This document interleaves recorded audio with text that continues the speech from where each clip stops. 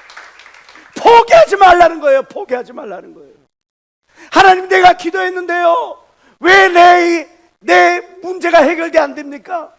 하나님, 기도했는데요, 왜 나의 목마름이 해결되지 않습니까? 하나님, 기도했는데요, 왜 나에게 이런 문제들이 더 나를 우겼습니까? 나의 기도가 아직 하나님의 저울에 가득 채워지지가 않았어. 총회장 목사님께서 그런 이야기를 하십니다. 기도로 넘지 못할 벽이 없다. 기도로 넘지 못할 벽이 없다. 여러분, 찔끔찔끔 화장실에 변기가 막혔을 때 물 찔끔찔끔 해봐야 변기가 뚫리지가 않습니다. 변기를 뚫기 위해서는 강력한 압력이 필요합니다. 강력한 수압으로 그것들을 뚫어낼 때에 막혔던 변기가 뻥 뚫리는 것처럼, 나의 삶의 문제 찔끔찔끔 기도하다가 그냥 포기해버리고 기도하다가 좌절해버리는 그런 믿음으로는 결코 하나님의 은혜를 체험할 수가 없습니다. 강력한 은혜로 그 모든 막혀있는 것들을 뚫어내버리시는 저와 여러분 되시길 주의 이름으로 축원합니다. 고아들의 아버지라 일컫는 조지 밀러, 5만 번의 기도를 응답받았다고 고백을 하고 있는 바로 그 조지 밀러가 그의 자서전에 이런 이야기를 남깁니다. 우리들의 그 연약함이 주 예수의 능력이 나타날 절호의 기회가 됩니다. 찬송을 받으실 그분은 절대로 우리를 떠나거나 버리지 아니하십니다. 그리고 중요한 것, 연약함이 크면 클수록 그분은 더 가까이 오십니다. 나의 삶의 문제가 크면 클수록, 내가 갖고 있는 어떤 삶의 가시가 크면 클수록, 내가 느끼는 압박감이 크면 클수록 그 옆에 하나님이 저와 여러분들과 함께하는 걸 믿는 사람만 박수며 하나님께 원하시기 바랍니다. 내 삶의 문제가 크면 클수록 하나님은 나와 더 가까이 계신다는 거예요. 한 사람이 공사장 현장을 감독하다가 떨어져 낙상을 입었어요. 높은 곳에서 떨어졌으니까 허리에가 크게 다쳤고요. 그것 때문에 몸을 움직일 수가 없다. 그냥 폐결핵까지 걸렸어요. 바이러스가 침투해요. 건장하던 몸이 40kg까지 삐쩍 말랐어요. 어떻게 할 수 없는 그런 상황. 그의 장모님이 그에게 찾아왔어요. 이복의 사위, 지금 자네가 할 수 있는 게 뭔가? 병원에서 자리를 받아주든가, 다른 누가 자네가 이야기하던 그 힘이, 인맥이 자네를 받아주든가, 나랑 같이 교회 가서 기도하세요. 교회를 다녀보기를 했어야 기도를 하지. 교회를 다녀보기를 했어야 하나님을 만나지. 그날 목사님이 이런 설교를 하는 겁니다. 오늘의 본문 말씀이죠. 내게 이르시기를 내 은혜가 너에게 족하도다. 이는 나의 능력이 약한 데서 온전하여 짐이니라. 이러므로 도리어 크게 기뻐함으로 나의 여러 약한 것들에 대하여 자랑하느니 이는 그리스도의 능력으로 내게 머물게 하렵니다. 약한데 하나님의 능력이 머뭅니다. 낮은 곳에 물이 내려가듯이 흘러가듯이 마음이 가난한 자에게 하나님이 찾아오십니다. 그 목사님의 말씀을 듣고 하나님을 알지도 못하고 성경을 알지도 못하고 기도를 알지도 못하는 이 성도가, 하나님, 나는 기도도 알지도 못하고 성경도 알지도 못하고 하나님도 알지 못하는데 약한데 하나님께서 머문다고 하셨사오니 내 심령에 머무셔서, 내 가정에 머무셔서, 내 고장난 육체에 머무셔서 나를 치료하여 주시옵소서 하고 엉엉 울기만 하는 겁니다. 할 줄 아는 게 아무것도 없어. 해볼 수 있는 게 아무것도 없어. 그러니까 하나님 낮은 곳에 하나님의 은혜가 임한다고 하셨사오니 내 육체에 머물러 주시옵소서. 기도를 할 때 울기만 했는데 일주일이 지나고 2주일이 지나고 3주일이 지났는데 갑자기 친구가 찾아와서 이야기를 해요. 야, 너 얼굴색이 많이 좋아졌다.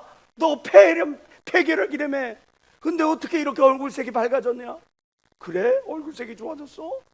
그리고 또 한 주가 지납니다. 교회 나가서 날마다 울기만 합니다. 성경을 알지 못하고 하나님을 알지 못하고 기도를 할 줄 모르니까 그저 울기만 하는 겁니다. 하나님, 내가 하나님의 앞에 나와 낮은 곳에 하나님의 은혜가 임한다 했사오니 내 연약한 육체, 고장난 육체에 하나님 임하여 주시옵소서 하고 울기만 했는데 폐결핵이 씻은 듯하게 고침받고 허리에 그 디스크가 예수의 이름으로 고침받고 파열되었던 고관절이 예수의 이름으로 고침받는 걸 믿는 사람만 박수며 하나님께 원하시기 바랍니다. 그저 울기만 했는데 그저 울기만 했는데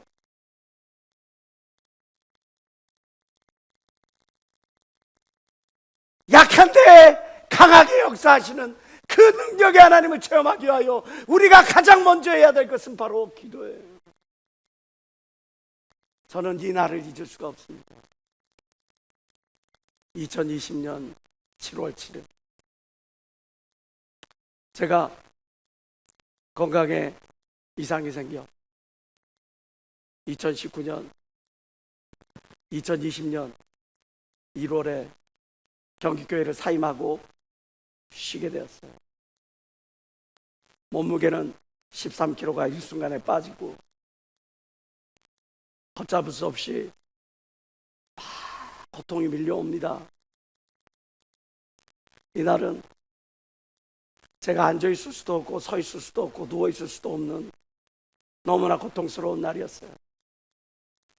하늘이 뱅뱅뱅 돌고 온 세상이 뱅뱅뱅 도는데 구토가 나오고 먹은 것도 없이 구토가 나오니까 나중에는 그런 위액이 올라오고 변기를 붙잡고 세상이 도는 것 같아가지고 그걸 붙잡고 팍 울고만 있는 거예요.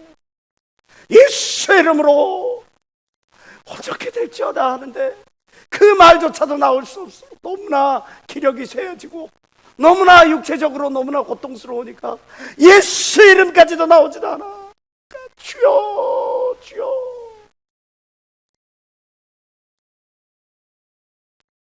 식은땀을 줄줄줄줄 흘리고 침대 위에 널브러져서 하염없이 눈물을 흘려서 하나님 나를 도와보옵소서. 이 족이 지난 날 주님을 기쁘시게 한 걸 돌아보옵소서. 주님, 하나님께서 이 종을 돌아보실 것이면 이 시간에 조희장 목사님의 전화 한 통을 받을 수 있게 도와주시옵소서.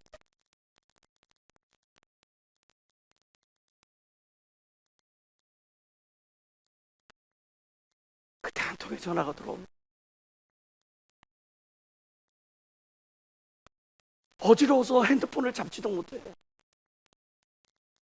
핸드폰을 켜면 자동으로 이렇게 켜지는 게 아니라 이게 뭐를 입력을 해야 되잖아요.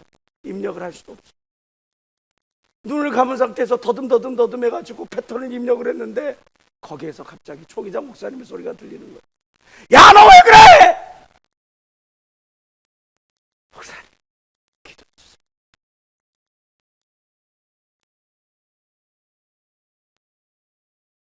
저한테 그 시간에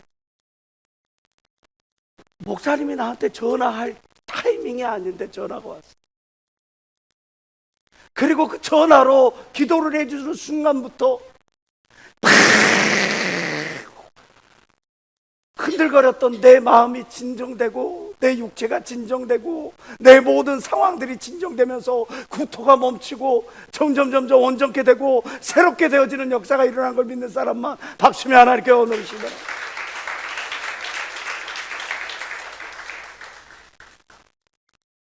제가 숫자를 잘 기억 못하거든요. 사람 얼굴도 잘 기억 못해요. 근데 하나님이 기억하기 쉽게 2020년 7월 7일 저녁 7시에 전화가 걸려왔더라고요.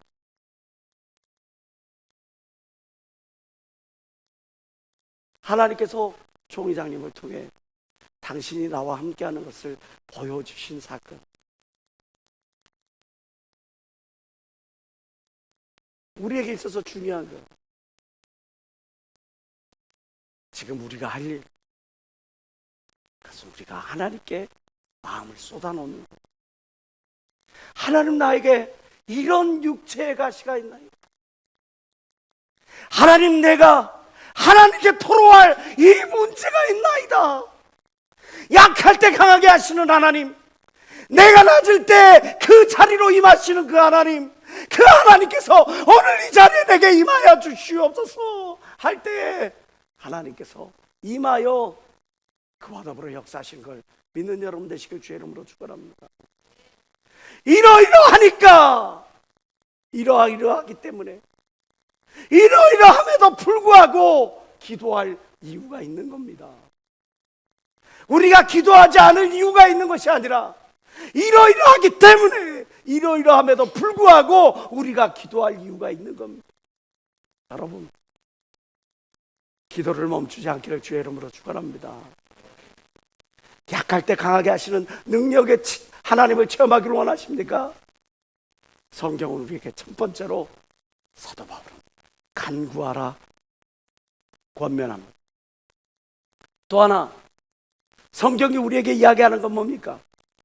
약할 때 강하게 하시는 그 능력의 하나님을 체험하기 위하여 성경은 우리에게 이야기하는 것은 끊임없이 하나님께 이 고통의 이유에 대해서 여쭤보라는 거예요.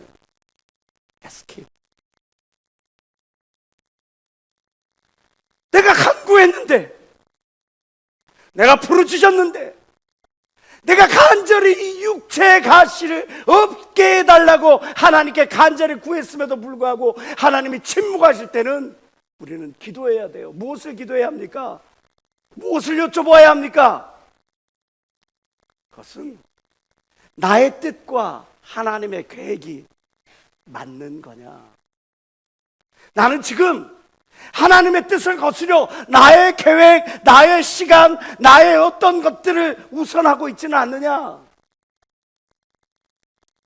사도 바울은 고린도후서 12장 8절을 통해서 이렇게 이야기를 합니다. 내가 3번 주께 간구하였다. 하나님, 육체의 가시를 없이 하여 주시옵소서. 교회 시험거리가 된 이 가시를 없이 하여 주시옵소서. 없이 하여 주시옵소서. 없이 하여 주시옵소서. 거듭거듭 기도를 하다가 그가 지금 내가 이 육체의 가시가 문제가 아니라 지금 하나님의 계획이 나한테, 하나님의 뜻이 나한테 다른 어떤 계획과 뜻이 있지는 않은가를 기도의 방향을 전환시키게 되었습니다. 중요한 것은 내가 지금 하나님의 뜻을 따르고 있느냐, 하나님의 계획을 밟고 있느냐. 요한일서 5장 14절은 우리에게 강조하고 있죠. 하나님을 향하여 우리의 가진 바 담대한 것이 이것이니 하나님의 뜻대로 무엇을 구하든지 구하는 대로 하나님께 들으심이라. 아멘. 내가 하나님의 뜻대로 구하면 하나님께서 들으신다는 것을 믿기 때문에 우리가 하나님 앞에 나아가는 거예요. 하나님의 뜻대로 구해야 될 텐데 정작 나는 지금 나의 계획, 나의 어떤 시간표를 앞세우고 있지는 않은가? 고린도후서 12장 7절을 통해서 사도 바울은 깨닫습니다. 3번이나 간절히 하나님께 구했는데 하나님께서 나에게 육체의 가시를 제거하지 아니하시는 이유, 그것은 나로 너무 자만하게 하지 않게 하기 위함이구나. 우리가 잘 아는 것처럼 이 사도 바울이 하는 인물, 이 인물은 사울 왕과 같은 베냐민 지파였죠. 베냐민 지파의 후계자입니다. 난 지 8일 만에 할례를 받을 정도로 정통 유대주의 가문에서 태어났습니다. 날 때부터 시민권자로 그의 배경이 아주 든든합니다. 그는 당대 가장 뛰어난 가말리엘 학파에 거기서 수학을 했을 뿐만 아니라 거기서도 이름을 날렸던 명문장가였고 그런 철학자였어요. 그런 모든 배경과 조건, 모든 것들을 다 갖췄어요. 얼마든지 자만할 수 있는 그런 배경을 갖추고 있었죠. 이뿐이 아닙니다. 고린도후서 12장 7절에 보니까 여러 계시를 받은 것이 지극히 크므로 사도 바울은 엄청난 계시를 받았던 그런 사람이었어요. 신령한 것. 여러분, 우리로 때때로 그런 체험을 하기도 합니다. 갑자기 내 영의 눈이 열려 신령한 것들을 보게 되고 사람의 마음을 읽어내릴 때도 있고, 아니면 그 속에 악한 것들이 역사하는 것들을 보게 되기도 하고, 때때로 환상 가운데 하나님이 내 앞에 어떤 것들을 예비해 놓으셨는지, 어떤 축복을 주실 것인지, 어떻게 인도하실 것인지를 체험하기도 하기도 하고, 때때로는 그 누군가에 대한 것들을 하나님 우리에게 보여주실 때가 있어요. 중요한 것, 내가 그런 신령한 신비한 것들을 체험하게 되다 보면 어떤 마음이 들어요? 우월의식이 들죠. 내가 기도를 많이 했더니, 내가 특별히 하나님께서 나에게 은혜를 주셨더니, 하나님이 나를 저 사람과 분리를 해서 나에게 이런 모든 것들을 보게 하시는구나. 여러분들이 기억해야 돼요. 신비한 체험이 그 사람의 신앙이 어떠하다 평가할 기준이 되지는 않는다는 사실이에요. 내가 꿈을 통해, 환상을 통해 기도를 하다가 어떤 것들을 계시를 받고 어떤 신비한 체험을 얻는다 그래서 그 사람이 깊고, 그 사람의 신앙이 깊고, 하나님이 그를 더욱 사랑하시고 하나님이 그와 더 함께 하신다는 것을 의미하지는 않는다는 사실이에요. 하나님이 은사로서, 은혜로서 보여주신 것을 믿는 여러분들 되시길 주의 이름으로 축원합니다. 그런데 예전에 보면 이런 신비한 체험을 해, 봤다 들었다 딱 해, 그러면 사람들이 스스로 교만해지는 모습들을 많이 봐. 남들보다 더 기도를 해. 기도를 했기 때문에 그것이 우리를 교만의 당위성이 되는 것은 아닙니다. 내가 남들보다 더 헌신했기 때문에 그것이 여러분들의 자만의 당위성이 될 수는 없습니다. 사도 바울은 자기의 이런 신령한 체험들로 말미암아 혹시나 자기의 영혼이 실족될 것인가를, 실족되지 않을까 할 것인가, 그것들을 경계하기 시작했어요. 고린도후서 12장 7절, 여러 계시를 받은 것이 지극히 크므로 너무 자만하게 하지 않게 하시려고 하나님께서 이 육체의 가시를 주셨다는 것을 깨닫게 됩니다. 거듭 강구했음에도 불구하고 이 육체의 가시가 나에게서 온전히 있음은 나로 하여금 겸손케 하시려고 하는 하나님의 계획이구나. 고린도서 9장 27절 다 같이 한번 읽어보겠습니다. 시작. 내가 내 몸을 쳐 복종하게 함은 내가 남에게 전파한 후에 자신이 도리어 버림을 당할까 두려워합니다. 내가 하나님께 쓰임받아 신령한 것을 체험받고 놀라운 능력을 체험받고 놀라운 은사를 행해, 그래서 사람들 앞에 쓰임받는 건 좋아, 사람들 앞에 두드러지는 건 좋아, 그래 놓고 버림받으면 무슨 소용이 있겠느냐 말이에요. 설교의 황태자라고 불리는 영국의 찰스 스펀전 목사님이라고 계십니다. 얼마나 설교를 잘했는지 설교의 황태자라고까지 불렸어요. 이분이 어느 날 설교를 팍 하는데, 그때 당시에는 이 음향 시스템이 제대로 발달되지 못하니까 막 웅변하듯이 액션들도 주고 막 목소리도 높였다 지웠다 많은 것들을 해야 됐거든요. 근데 준비를 잘하고 연습을 잘하고 기도를 많이 하고 올라갔는데 어느 순간 어떻게 하다 보니까 꼬였어. 앞뒤가 바뀌었어. 설교를 하다 보면 그런 경험 많이 합니다. 저 같은 경우. 그러니까 어떻게 돼? 뽀뽀뽀뽀뽀뽀뽀 하다가 설교를 막 했는데 자기가 생각해도 이 설교가 그냥 막 이 말했다 저 말했다 막 다 해놓고 내려온 것 같아. 껄쩍지근해. 그런 경험 많이 합니다. 그 마음이 어때요? 부끄러워요. 설교를 끝내놓고 불을 났게 도망가. 자기 집으로 도망가서 무릎 꿇고 기도를 합니다. 하나님, 너무 부끄러워요. 내가 열심히 준비하고 열심히 기도하고 열심히 말씀을 묵상하고 이렇게 설교를 했는데 내가 왜 이렇게 실수를 많이 했어요? 하나님, 너무나 부끄러워요. 내가 다음 주에는 이 부족함을 만회할 수 있도록 나에게 능력 주세요. 나에게 능력 주세요. 그리고 기도를 하고 잘 준비한 다음에 그 다음 주에 더 최선을 다해서 아주 멋지게 한 편의 드라마처럼 설교를 쫙 끝내놓고 딱 내려왔더니 사람들이 역시 우리 목사님, 역시 설교의 황태자, 정말 이렇게 드라마틱한 설교는 목사님에게서만 들을 수가 있습니다. 알았어. 으쓱.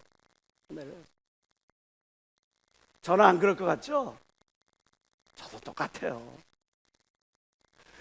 피드백이 없어. 우리 청년들은 목사님 설교 은혜 받았어요, 깨달았어요, 뭐 그런 게 없어요. 되면 뭐 그 다음은 막 그렇게 축복해주고 막 그런 소리를 들을까 으쓱으쓱 해가지고 이제 딱 들어가가지고 기도를 탁 하는데 갑자기 눈물이 팍 나. 왜? 지난주에 내가 설교를 죽설 쓸 때는 41명이 그 복음의 메시지를 듣고 회심을 했어요. 이번 주에 많은 사람들이 멋진 설교했다, 드라마틱한 설교했다, 최고의 설교를 했다고 하는 그 설교에 그 한 사람도, 회심의 사람, 변화된 사람의 한 사람도 나타나지 않았어요. 과연 나의 설교는 성공한 것인가? 그는 그 일기에다 이렇게 써놨어요. 성령의 도움 없이는 그 어떤 것도 할 수가 없구나. 깨닫게 된 거예요. 성령의 도움 없이는 그 어떤 것도 내가 제대로 할 수가 없구나. 중국에 무려 600여 개 교회를 세운 워츠만 리라고 하는 목사님이 계셔요. 나중에 중국 공산당들에게 잡혀서 순교하신 분이죠. 이 워츠만 리 목사님이 20대에 큰 병을 앓습니다. 그 병이, 고통이 얼마나 심한지 간절히 하나님께 구합니다. 의사는 이미 사형 선고를 내린 상태였어요. 하나님, 나를 고쳐주세요. 내가 젊은 날 더 주의 일을 할 수 있도록, 그래서 하나님의 복음을 증거할 수 있도록 하나님이 함께 하시는 것을 하나님 나한테 나타내 보여주세요. 저리 기도를 합니다. 기도를 하는데 환상이 보여요. 자기가 큰 강을 건너가는데, 배를 타고 건너가는데 그 배가 막 밀물처럼 그 휩쓸려가는 그 금주를 따라서 막 여기저기 막 이렇게 내려오는데 그 앞에 난데없이 큰 바위가 있는 거예요. 그 바위 앞에서 자기가 그 환상 속에 부르짖는 거예요. 하나님, 저 바위가 다급하니까 그 다음 말이 나오질 않는 거죠. 그때 하나님께서 환상 중에 워치만이 목사님에게 묻습니다. 얘야, 너 앞에 있는 저 바위를 씌워주랴? 아니면 물이 불어나서 너의 배가 그 바위를 타고 넘게 해주랴? 근데 그 순간에 환상 가운데 있는 자신이 하나님께, 하나님, 물이 불어나서 저 바위를 타고 넘게 해주세요, 기도를 하는데, 자기가 그렇게 기도하는 순간에 물의 수위가 확 불어나더니 그 배가 그 바위를 뛰어넘는 거예요. 그러고 나서 환상이 깨어났어요. 아, 내가 기도가 잘못됐구나. 내가 이 육체의 질병, 이 문제 때문에 내가 그것만 없애달라고 그렇게 했지, 내 안에 하나님의 은혜의 수위를 높여달라고 그렇게 기도를 해야 되는데 내가 지금 기도를 잘못했구나. 하나님, 내 심령이 지금 바닥나 있는 이 심령에 하나님의 은혜를 채워주세요. 하나님의 은혜를 충만히 채워주셔서 내 앞에 있는 모든 문제가 보이지 않게 오로지 하나님의 은혜만 나타날 수 있게 해주세요. 기도를 할 때 하나님께서 그의 그 육체를 질병을 치유하시고 온전케 하신 걸 믿는 사람만 박수며 하나님께 올려주시기 바랍니다.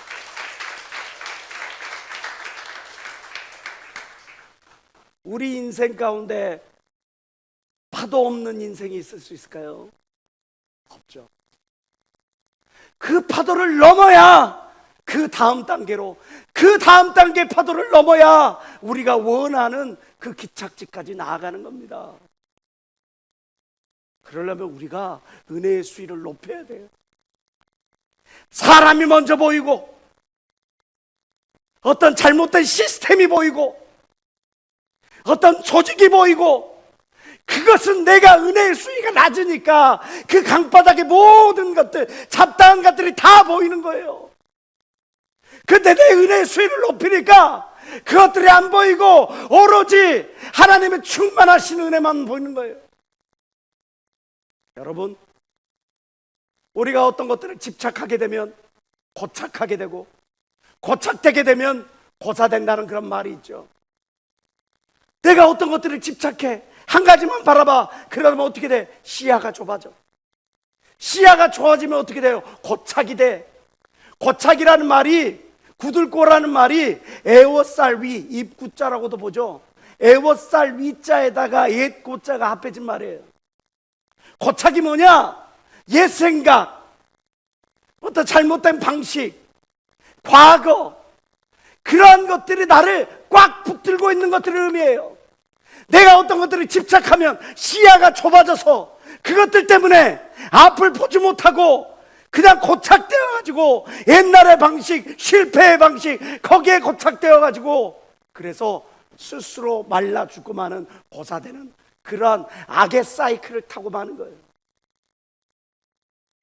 지금 우리의 시야는 땅을 바라보는 것이 아니라, 문제를 바라보는 것이 아니라, 나의 목마름을 바라보는 것이 아니라 하나님의 은혜를 바라보는, 그래야 하나님의 놀라운 능력을, 약할 때 강하게 하시는 하나님의 능력을 맛보게 될 걸 믿는 여러분 되시길 주의 이름으로 축원합니다. 하나님은 나를 위해 더 나은 계획을 갖고 계신다는 걸 우리는 기억해야 합니다. 나의 생각에, 나의 시간표에 이러이러한 어떤 계획을 갖고 있다 하더라도 하나님이 더 좋은 계획을 갖고 있다는 것들을 알고, 혹시 내 앞에 인생의 어떤 벽이, 기도를 했음에도 불구하고 그 벽이 계속 있다면 그 가시의 이유, 고난의 이유에 대해서 깊이 생각해 보시는 여러분 되시길 주의 이름으로 축원합니다. 약할 때 강하게 하시는 능력의 하나님을 체험하기 위하여 우리는 하나님께 수시로 여쭤봐야 합니다. 그리고 마지막으로, 약할 때 강하게 하시는 능력의 하나님을 체험하기 위하여 우리는 수용해야 합니다. 하나님의 뜻, 하나님의 계획을 우리가 알게 되었다면 그것들을 감사함으로 수용할 줄 알아야 합니다. 고린도후서 12장 9절을 통해 사도 바울은 이렇게 고백하죠. 내 은혜가, 하나님께서 나의 은혜가 너에게 족하도다. 이는 내 능력이 약한 데서 온전하여짐이라 라고는 하나님의 메시지를 들었을 때 사도 바울은 어떻게 반응합니까? 아멘 하고 수용을 하는 거예요.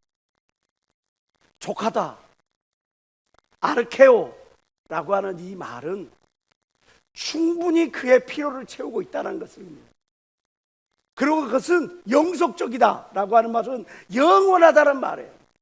내 은혜가 너에게 족하다. 하나님이 나에게 부어주신 은혜가 하나님께서 나에게 가장 필요한 것들을 영속적으로 채워주고 있다는 것을 믿는 믿음으로 우리가 고백해야 되는 거예요. 우리가 이번에 성전 이전의 과정을 통해서 총회장 목사님을 통해서 우리는 큰 은혜를 체험하죠. 대학을 인수할 수 있는 그런 기회가 됐어요. 한번 생각해 보세요. 대학이라고 하는 재단을 인수했다고 하면 그것 자체로도 어떤 교단의 격이 세워지는 것 아니겠어요? 마음껏 교정을 활용할 수도 있고, 마음껏 강의실도 활용할 수도 있고, 거기에 마음껏 우리가 원하는 그런 예배 장소들을 세울 수 있으니 얼마나 좋습니까? 외적으로 보여주기도 좋고, 우리가 마음껏 쓸 수 있으니 내용적으로도 너무나 좋고, 형식적으로나 내용적으로나 너무나 유리한데도 불구하고 하나님께서 꿈통에 계시하시니 스타 내려놓는 거죠. 아멘. 당장 성도들은 어디 가서 예배드릴 곳이 없어. 오늘은 인천교회로 가나, 오늘은 저기로 가나, 오늘은 어떻게 해야 되나, 그것들을 어떻게 장담할 수 있는 길이 없어. 그럼에도 불구하고 하나님께서 노하시니 아멘, 하나님께서 스탑하시니 아멘, 하나님께서 고하실 때 아멘 하는 그러한 자세가 진실로 하나님의 자녀의 자세인 걸 믿는 사람만 박수며 하나님께 얻어주시기 바랍니다. 수용하는 거예요. 내 뜻과 다르, 내 계획과 달라, 내가 설정해 놓은 시간표와 달라. 그럼에도 불구하고 하나님의 뜻과 계획을 발견했으면 아멘, 그것을 수용할 줄 아는 게 참 크리스찬이라. 사무엘상 1장에 보면 한나라는 인물이 나옵니다. 분인나라고 자기 남편에게는 또 다른 아내가 있는데, 그 아내에게는 아이가 있는데 더 사랑을 받은 한나에게는 아이가 없어. 그 분인나가 끊임없이 찌릅니다. 얘도 없는 년이, 아들도 없는 년이, 대도 잊지 못하는 년이. 우리의 인생 가운데도 이런 분인나와 같은 존재가 있어요. 직장에서도, 가정에서도, 교회에서도 끊임없이 우리를 막 찔러대는 그런 사람이 있어요. 그때 한나는 어떻게 합니까? 하나님께 기도합니다. 하나님, 간절히 기도하는데 얼마나 기도를 했던지 술 취한 여인처럼 기도하는 거예요. 진이 다 빠져서. 그때 그 모습을 바라보고 있던 엘리 대제사장이 나타나서 너 뭐하니? 술 그만 좀 먹고 돌아가라. 아니요, 내가 술을 먹어먹어서 그런 게 아니라 진이 빠져서 그래요. 너의 기도의 제목이 뭐냐? 저에게 애가 있기를 원해요. 엘리가 대답하여 가로되 평안히 가라. 이스라엘 하나님이 너의 기도하여 구한 것을 허락하시기를 원하노라. 18절 다 같이 시작. 가로되 당신의 여종이 당신께 은혜 있기를 원하나이다 하고 가서 먹고 얼굴에 다시는 수색이 없는 엘리 대제사장은요,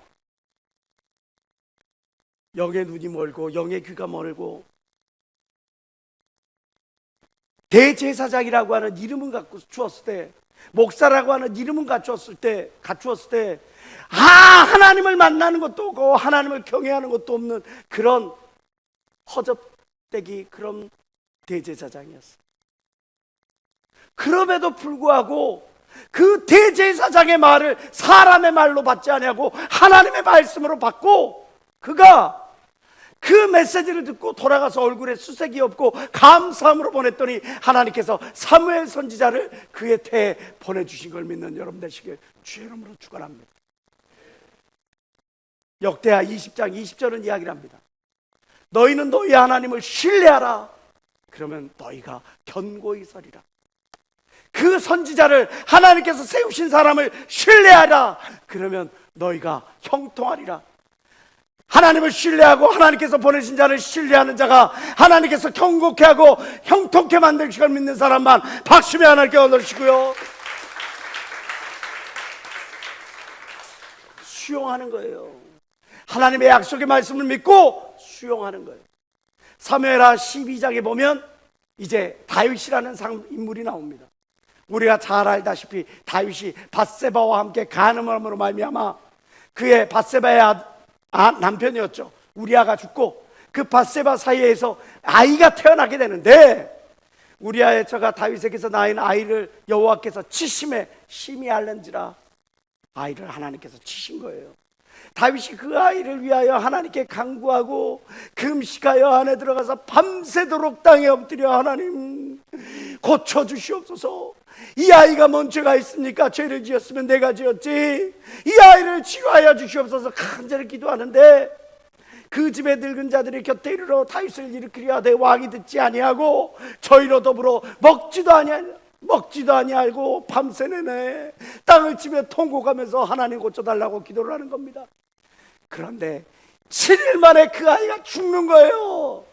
그러나 다윗의 신복들이 아이가 죽은 것을 왕에게 말하지 말아라, 아이가 아플 때 저렇게 속상해하고 저렇게 눈물로서 간구했는데 아이가 죽었다고 말하면 이제 왕이 어떻게 되겠느냐?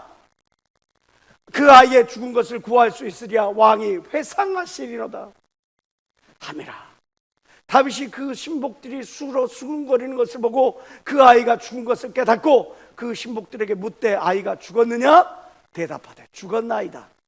다윗이 땅에서 일어나 몸을 씻고 기름을 바르고, 어머나, 아이가 죽기 전에는 그 아이를 위하여 눈물로써 기도하고 밤새게 기도하고 먹지도 아니하고 기도하고 간절히 하나님께 기도했던 이 인물이 아이가 죽고 난 다음에 도리어 몸을 씻고 기름을 바르고 의복을 갈아입고 여호와의 전에 들어가서 하나님을 찬양하고 궁으로 돌아와 명하여 음식을 그 앞에 베풀어 먹은지라.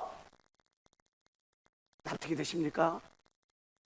신복들이 왕께 묻되 아리가 살았을 때에는 위하여 금식하고 우시더니 죽은 위에는 일어나 잡수시니 어찌미니까? 22절 다 같이 시작.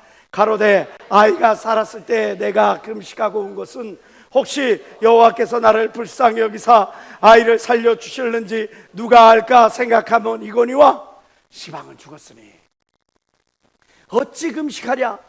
내가 다시 돌아오게 할 수 있느냐? 나는 저에게로 가려니와 저는 내게로 돌아올 수. 나는 죽어서 저 아이와 함께 할 수 있지만 이제 저 아이는 나한테 할 수 없어. 그러니 내가 하나님의 온전한 뜻임을 알고 내가 하나님의 뜻을 받아들이는 거야. 약할 때 강하게 하시는 능력의 하나님을 체험하기를 원한다면 하나님께서 여러분들에게 말씀하실 때 설교를 통해서도 말씀하십니다. 꿈을 통해서도 말씀하십니다. 기도를 통해서도 말씀하십니다. 여러 방법을 통해서 하나님께서 여러분들에게 말씀하실 때 그 말씀을 하나님의 뜻과 계획을 수용할 수 있어야 된다는 거죠. 우리가 공무원 시험을 보든 수능 시험을 보든 이 사람은 거쳐가지 아니할 수 없죠. 전환길 강사, 한국사 1타 강사, 엄청 읽도 그냥 18 막 하면서 이분이 사실은 아주 신실한 크리스찬이에요. 이분이 지방에서 큰 학원을 세워가지고 잘 나가다가 어느 날 갑자기 그 학원이 화르르, 자기 사업이 화르르 무너졌어. 그런 가운데 정말 힘든 가운데 자기 아버지가 폐암으로 돌아가시게 되었어요. 얼마나 힘들었겠어요, 마음이. 내가 속썩여서 우리 사랑하는 아버지가 이렇게 마음고생을 하는가 보다 그러고 있는데 갑자기 아버지가 병원을 찾아갔는데 아버지가 갑자기 뇌사 상태에 빠져버린 거예요. 아버지에 대한 마음의 부채를 갖고 있는데 자기가 보는 앞에서 아버지가 오 하더니 뇌사 상태가 빠져버린 거예요. 호흡을 하지 못하는 거예요. 의사가 오고 간호사가 오고 의사가 와서 응급조치를 했는데 뇌에 산소가 공급되지 않았으니 이제 정상적인 삶으로 돌아올 수도 없을 뿐만 아니라 이 사람은 이제 죽게 되었습니다. 어머니가 하나님이 데려가려고 하는 사람, 우리가 억지로 붙잡고 있는 것은 그것은 맞지 않다, 도리가 아니다 그래가지고 산소호흡기 밸브를 잠궈버려요. 그러니 이 전한길 강사 마음이 어땠겠어? 갑자기 눈물이 확 쏟아지면서 침대에 올라가서 그 아버지를 붙잡고 하나님께 기도를 하는 겁니다. 하나님, 나의 눈을 뽑아가져서 내가 소경이 되어도 좋사오니 우리 아버지를 살려주시면 내가 소경된 상태로라도 내가 하나님을 증거하겠나이다. 하나님, 내 왼팔을 거두어 가셔서 우리 아버지를 살려주실 것 같으면 내 왼팔을 거두어 가시옵소서. 내가 그래도 하나님 우리 아버지가 살아나실 것 같으면 내가 하나님을 자랑하고 간증하겠나이다. 가족들이 놀래죠.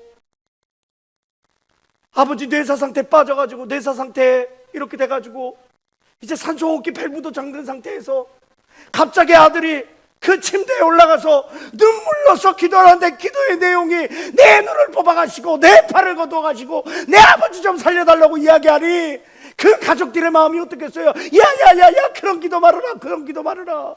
그런데도 그 아버지를 붙잡고 눈물로 기도를 합니다. 하나님, 내 아버지를 살려주세요. 내 아버지를 살려주세요. 내 아버지를 살려주세요. 기도를 하는데 2시간 동안 눈물 범벅 땀 범벅이 돼가지고 기도를 하는데 내사 상태에 있던 그 아버님이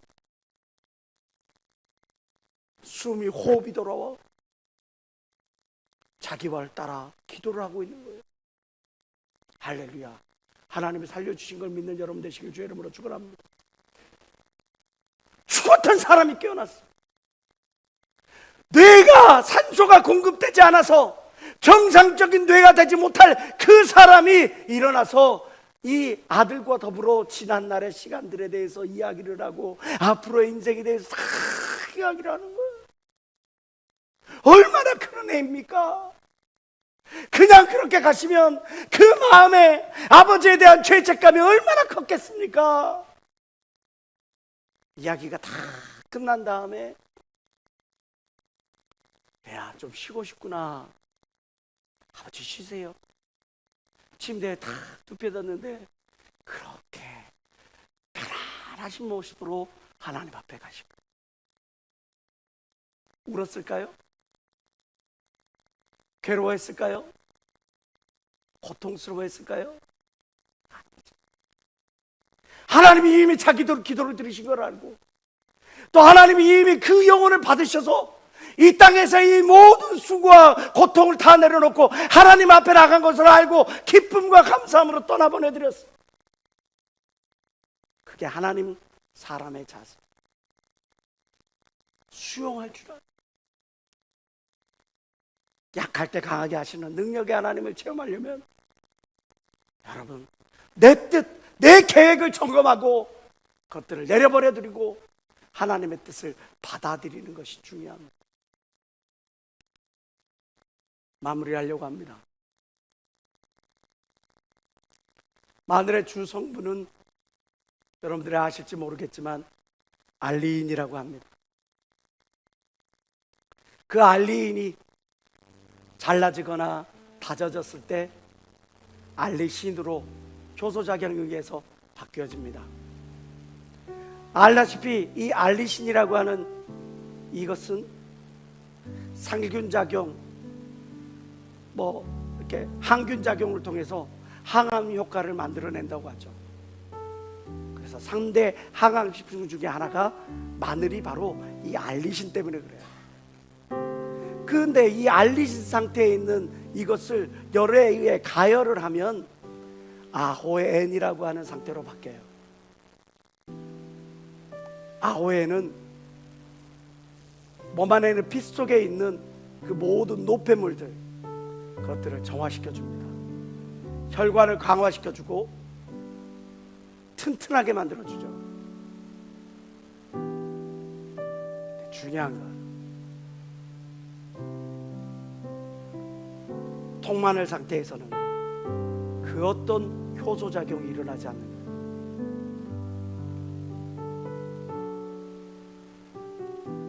갈라지고 으깨어질 때, 그것이 열에 의해 가열될 때, 거기서 살균작용과 거기에서 항암작용이 만들어지고 우리의 혈관을 튼튼하게 만드는 그런 건강한 효소작용이 일어나. 통만에 그대로 있을 때는 결코 그 어떤 역사도 일어나지 않아. 여러분, 하나님 왜 우리의 삶에 이런 나를 커팅하시고 나를 낮추시고 나를 으깨시는가? 하나님의 놀라운 역사를 드러내기 위함입니다. 하나님의 살아계심을 나타내보기 위함입니다. 우리가 하나님께 구해야 될 것, 고난당한 것이 내게 유익이라, 이로 말미암아 내가 주의 율례를 배우게 되었노라. 하나님 왜 나에게 이런 고난을 주십니까? 하나님 나에게 왜 이런 육체의 가시가 있습니까? 하나님 나의 삶에 왜 이런 고통뿐입니까? 라고 되묻기보다 그 고난을 통해서 하나님께서 이루실 그 의미를 우리가 묵상해야 될 줄 믿습니다. 지금 이 순간 약할 때 강하게 하시는 그 하나님을 체험하기를 원한다면 간구하세요. 이 고통의 문제를 해결해 달라고 하나님께 간구하세요. 내가 맞닥뜨리는 이 현실의 문제, 육체의 가시를 위해 간구했음에도 불구하고 그 어떤 변화가 일어나지 않는다면 하나님께 여쭤보세요. 이 고난의 이유에 대해서. 그리고 나의 뜻, 나의 계획, 나의 시간표는 내려놓고 하나님의 뜻과 계획을 수용할 수 있는, 감사함으로 수용할 수 있는 그릇을 만드세요. 그러면 여러분들도 약할 때 강하게 하시는 하나님의 놀라운 은혜를 체험하고 간증하게 될 줄 믿습니다. 하나님은 살아계십니다. 하나님은 결코 여러분들을 삶의 자리에 유기하기를 원치 아니하십니다. 하나님은 결코 여러분들을 포기하지 아니하십니다. 하나님은 결코 여러분들이 악한 마귀에 쳐서 삶의 문제에 쳐서 나약하게 비틀거리고 무너져 내리는 것을 원치 아니하십니다. 사신 하나님을 체험하시길 주의 이름으로 축원합니다. 기도하시겠습니다. 주여, 삼자 동서로 기도합니다. 주여, 주여.